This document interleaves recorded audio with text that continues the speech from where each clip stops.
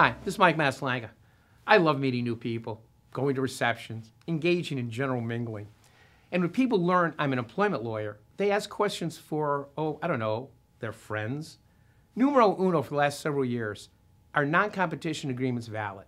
You know, when an employee comes to work and agrees, if she leaves, not to work for a competitor for a period of time.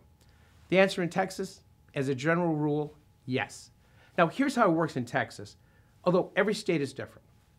You go to work for Company A. Company A tells you you must sign a non-compete to become an employee. It's legal for them to do so.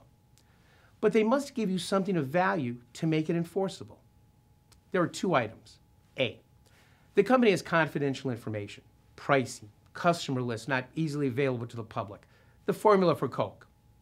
B, Company A needs a non-compete in order to protect this information from going to a competitor. That's how it works in one way. Here's the second way.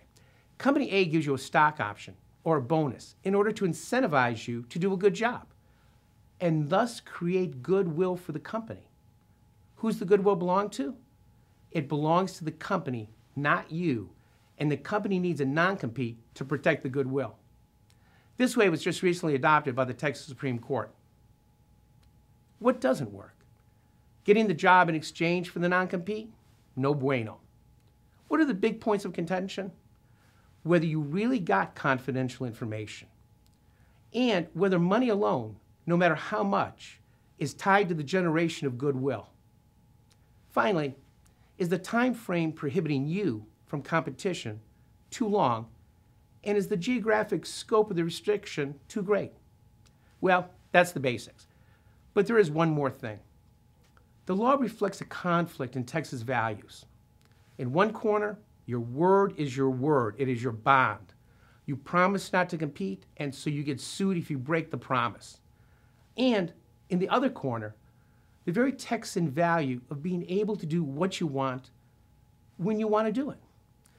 Over the last 20 years, the promise school of thought has been winning out. So when your neighbor tells you that a non-compete isn't worth the paper it's printed on, or the person at the cocktail party opines that companies never sue, don't believe them. This is Mike Maslanka at your desk.